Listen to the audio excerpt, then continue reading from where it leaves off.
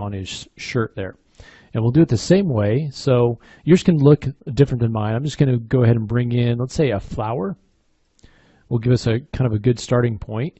So we've got the flower. We can change the inner radius. So I'm going to go ahead and bring that inner radius out so it's more like that.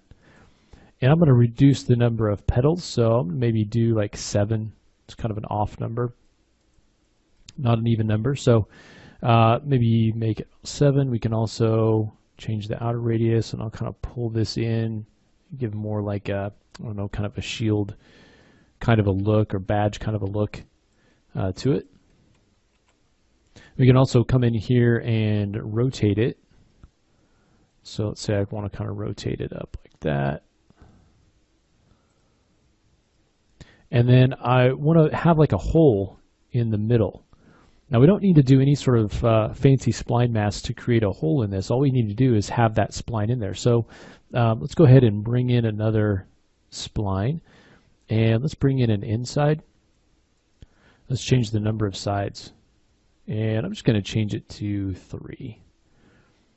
Okay, we can turn on rounding and then reduce the radius if we want something that's not completely sharp. So let's make the rounding kind of similar to the edges here. Okay, let's take the radius down a bit. So maybe something more like that. And then if you want to, you could leave it like that. It's kind of a play button, or you could rotate it to make it more kind of straight up and down. Something like that. Increase the radius. Now we're not going to be able to make this a hole unless we combine these together. So let's take both of these and make them editable. And then let's do connect objects and delete. So now we have a single spline that contains these 2 separate splines here. Now all we have to do is add the extrude. So come in here and add an extrude. Add this in. Now this smoothness is defined by the spline, so any of the corners like that, but the smoothness of these edges is defined by the caps in the extrude.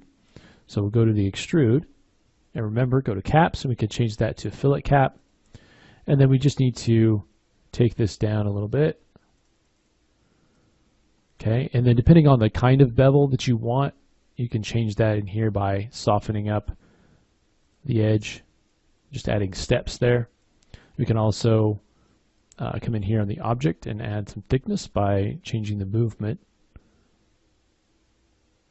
Something like that. Let's take the extrude now, and I'm just going to scale it down a bit and put it up into position. Still a bit large, so we'll take it down a little bit more. So this is, again, as I kind of mentioned, it's kind of fun to play around with the splines. It's really easy to create something cool and add some thickness to it.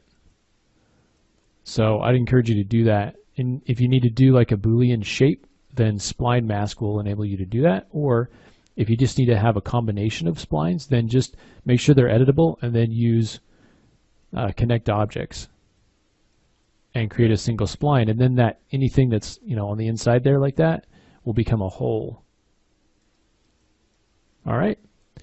So the next thing that we're going to do is starting some epaulets on his shoulders, and we'll use splines again, but we'll use them in a slightly different way to do that. Just to